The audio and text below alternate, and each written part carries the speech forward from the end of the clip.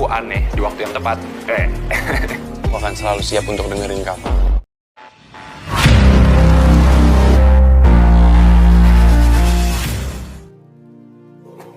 Malam itu, 3 cowok pilar asmara Gen Z ngobrol di pinggir jalan, membahas tentang aksi aneh Blade, Antek Casarius, dan juga merupakan adiknya Harry yang telah hilang selama 5 tahun ini. Gue gak tahu kenapa Blade bisa bergabung dengan mereka, tapi gue ngerasa yang terjadi bukan sekedar egonya Blade untuk mengatur Lovat, tapi ini pasti sebuah siasat yang sudah diatur dengan level yang berbeda. Targetnya kita semua. Jadi kita jangan sampai terpancing untuk memperkeruh suasana di antara kita. Seperti biasa ya, Harry yang paling bijak cepat menganalisa apa yang terjadi. Jadi menurut lo ini masih belum selesai? Tanya Mohan nih guys dengan polosnya. Mendadak pikun nih Mohan. Padahal kan Mohan udah paham garis besar detail cerita konflik yang membuat semua ini terjadi, yaitu keserakahan si nenek tua Dominic. Apalagi Mohan sebagai target utama sudah mengalami berbagai hal yang mengerikan dari sejak kecil sampai sekarang tanpa Mohan tahu kapan ini akan selesai.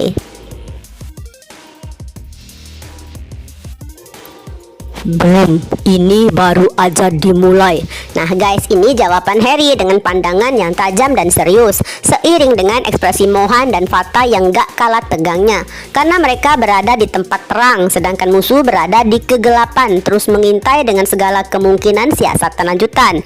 Sayangnya ya, hal yang jadi makin sulit dicari titik terang untuk didiskusikan, karena kebiasaan mereka ini lebih memilih tetap menyimpan dulu apa yang terjadi.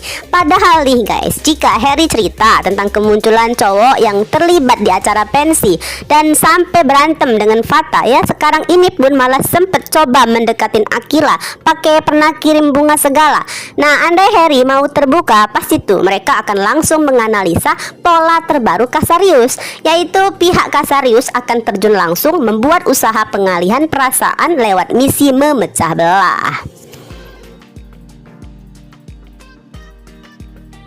Gue kaget banget Jaya, HP gue sampai gue refresh berkali-kali, tapi postingan itu tetap ada dengan captionnya one dash one promise dan di tag ke akun cewek atas nama Bloody Mary. Gue stres banget lihatnya Jaya, gue marah, kecewa, tapi gue kayak pernah lihat cewek itu tapi lupa di mana. Nah guys, ini adalah ucapan Akila via sambungan telepon ke Zara. Dua bestie ini pun bertangisan. Selain rasa kangen, juga Akila dengan kepeduliannya saat mendeskripsikan detail foto di postingan akunnya Fata.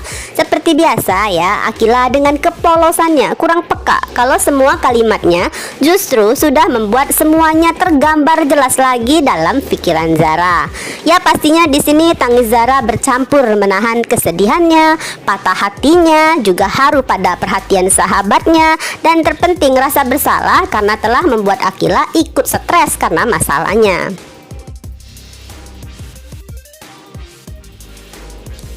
Akila, kadang gak semua hal kita bisa kontrol.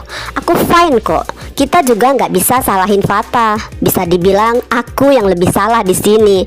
Nah guys, ini adalah jawaban dari Zara.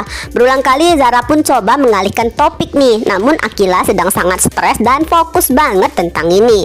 Bahkan semakin Zara coba menenangkannya, yang ada Akila makin emosi dan siap mengambil alih sikap orang tua, yaitu besok dirinya akan segera pulang dan akan membuat Fata juga Zara menghadapnya.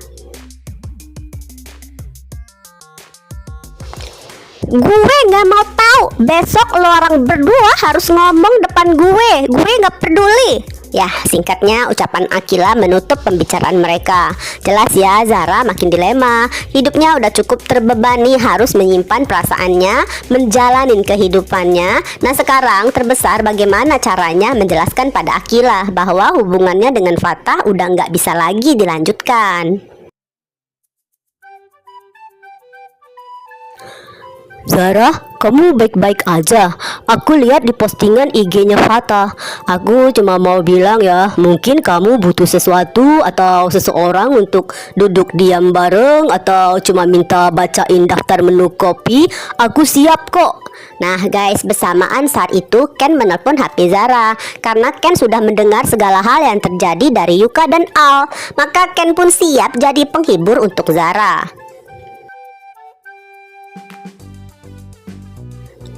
Nada suara Ken di sini seperti biasa, ringan, santai, pakai ngelawak pula. Ya, Ken paling tahu menempatkan diri. Karena guys, kadang ya di suatu situasi yang dibutuhkan seseorang bukan kalimat simpati, prihatin, pembahasan masalah itu.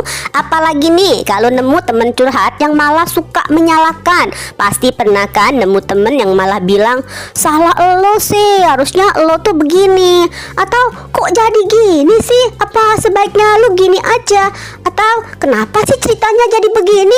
Semuanya sih kalimat dengan niat yang baik. Namun kadang otak seseorang gak kuat lah menampung lebih banyak lagi pertanyaan di tengah keruwetannya. Jadi kadang di situasi ini emang ya dibutuhkan hiburan segar yang absurd dan mengalihkan dari topik yang mumet itu.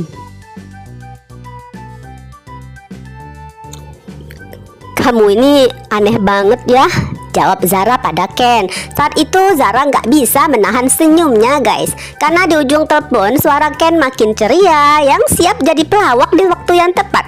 Dan ini cukup menghibur bagi Zara. Tawa Zara sesaat muncul walaupun cuma sejenak. Namun tetap Zara tahu waktunya menyudahi obrolan mereka. Alasannya masih perlu lanjut ngomong dengan mama dia.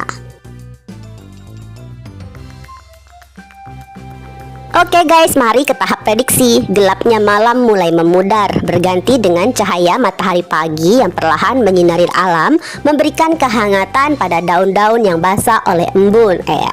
Memberikan nutrisi pada bunga-bunga agar bunga-bunga semakin mekar dengan indah. Juga memberikan semangat pada kumbang-kumbang untuk keluar dari sarangnya, siap mengitari bunga yang indah yang menarik hatinya. Puitis banget. Nah, begitupun kumbang dewasa si Ken. Tanpa diminta, pagi itu Ken memutuskan sudah standby depan ruko. Ken siap menghibur Zara dengan banyolan anehnya. Ya, harapan Ken syukur-syukur ya Zara bersedialah diantar pakai mobilnya ke sekolah, meskipun ini di luar kesepakatan mereka. Ken, aku rasa ini nggak perlu. Aku nggak mau repotin kamu terlalu banyak. Kalau kamu mau datang ya siang jemput aku di sekolah itu beda. Karena kamu nggak perlu bangun sepagi ini, ujar Zara merasa nggak enak guys. Namun Ken udah dengan keputusannya. Ya seenggaknya Ken berharap ingin membuat Zara senyum di pagi yang indah.